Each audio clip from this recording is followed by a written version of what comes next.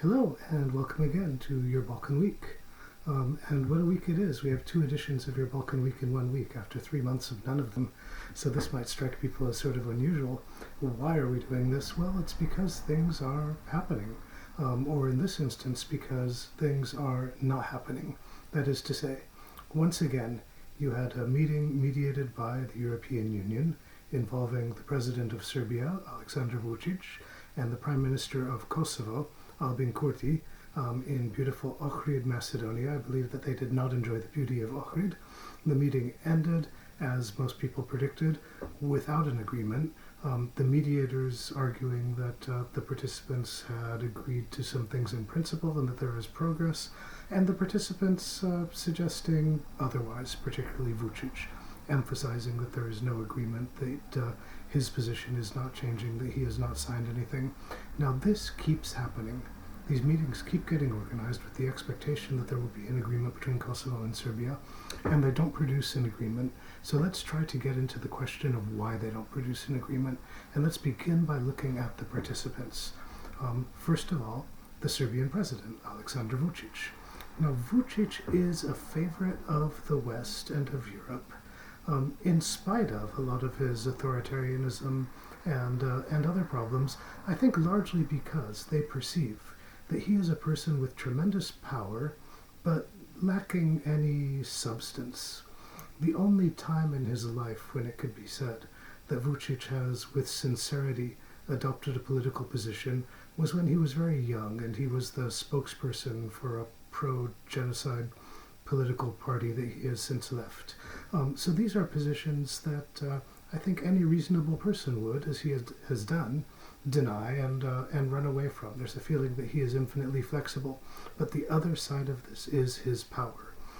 He has used his extensive control over the media, his nearly monopolistic control of political and economic institutions to force through a propaganda line, taking a maximal position opposed to the independence of Kosovo and relying on the support of Russia in the international frame as the large country that is going to give backing to Serbia in its efforts to oppose this.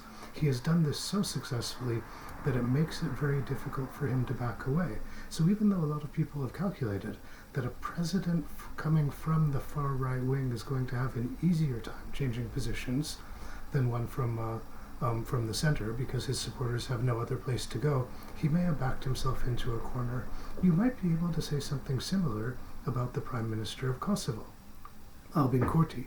Albin Kurti was elected Prime Minister as a protest candidate, as a result of a lot of outrage in public opinion in Kosovo. And what was the outrage about? Well, there were a lot of reasons for outrage. I think they included the fact that a fossilized group in power was unresponsive to the public and corrupt, but a large part of it was the perception that his predecessors in power were making a lot of concessions to demands by Europe in negotiations with Serbia and not getting anything in return. And so he promised that in negotiations with Serbia he would demand what Kosovo really wants, especially recognition, and would insist on it and not compromise. And this is a position that is tremendously popular in Kosovo, as you can imagine. The difficulty with it is that it makes it very difficult for him to compromise.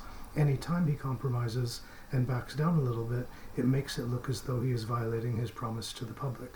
So he has very little room for maneuver.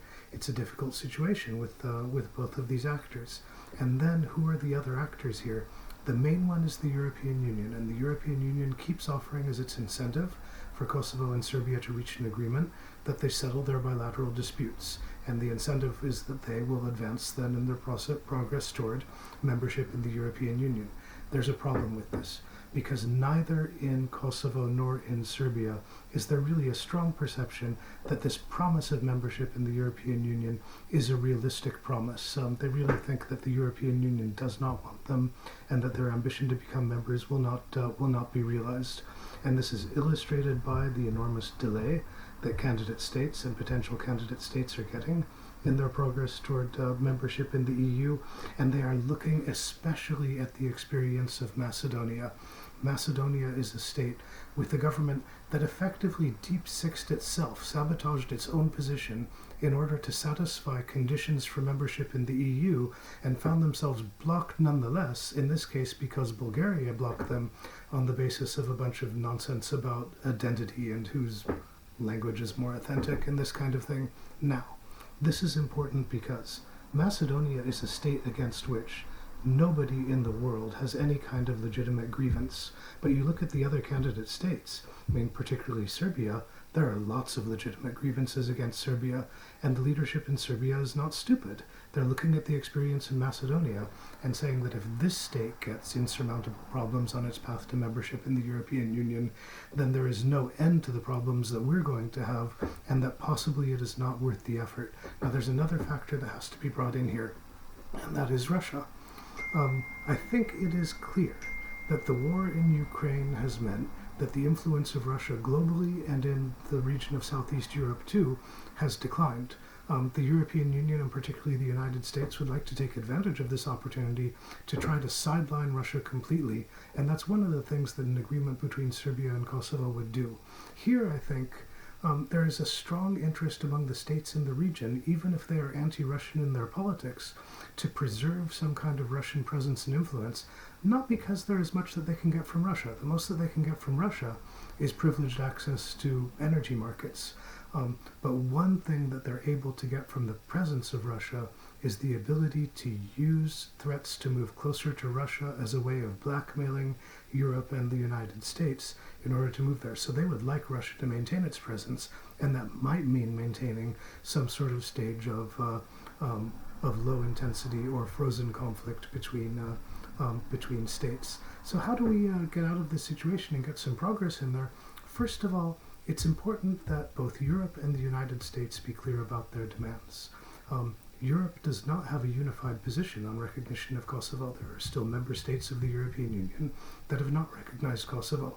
Europe needs to find that unified position and push it forward with a little bit more conviction. The end point of this is recognition of Kosovo as a state.